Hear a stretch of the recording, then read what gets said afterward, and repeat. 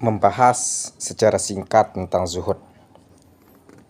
Penjelasan ini dijelaskan oleh Imam Ghazali dalam kitab Ihya Ulumuddin jilid 4 halaman 211. Bismillahirrahmanirrahim. I'lam, ketahuilah, anna zuhda, sungguhnya zuhud itu fid dunia, zuhud terhadap dunia, maqamun syarifun, adalah kedudukan yang sangat mulia, min maqamatis salikin, dari makom-makom orang salik.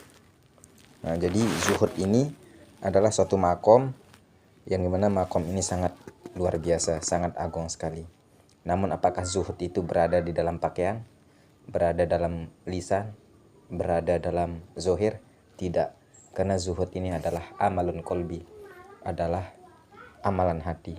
Ketika hati seorang tidak condong, nuraninya tidak condong terhadap dunia, sekalipun dia orang yang penuh dengan materi, penuh dengan gonian, maka orang itu tetap dikatakan zuhud. Namun sekalipun secara zohir dia itu zuhud, namun hatinya masih condong terhadap dunia, maka dia bukan termasuk orang yang zuhud.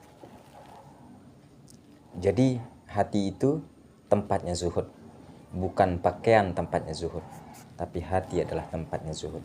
Ketika kita memandang dunia ini adalah seakan-akan kita memandang akhirat, karena ad-dunya mazratul akhirah, dunia ini adalah ladangnya akhirat. Dunia ini adalah dapurnya para kaum mukmin dan pestanya adalah di akhirat, maka itulah orang yang zuhud.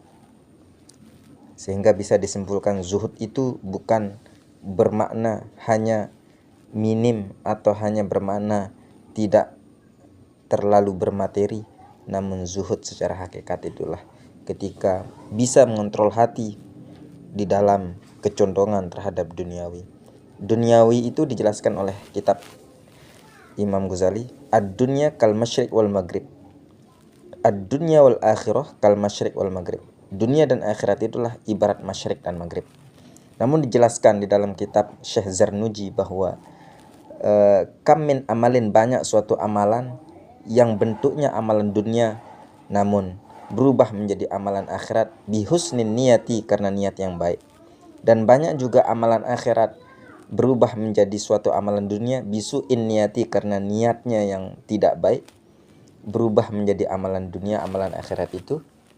Sehingga bisa disimpulkan dunia itu adalah bukan letaknya di suatu zohir, tetapi dunia itu letaknya tempat di mana niat itu berada. Ketika niat sesuatu pekerjaan mubah, niatnya untuk Allah, maka berubah menjadi amalan akhirat.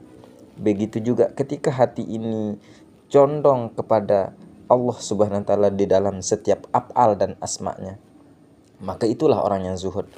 Namun ketika orang hanya secara zohir dia zuhud, tetapinya hatinya masih lalai dalam memandang af'alnya Allah, hatinya masih lalai dalam mengingat Allah, berarti dia belum zuhud secara haqiqat, secara hakikat. Wallahu a'lam bishawab.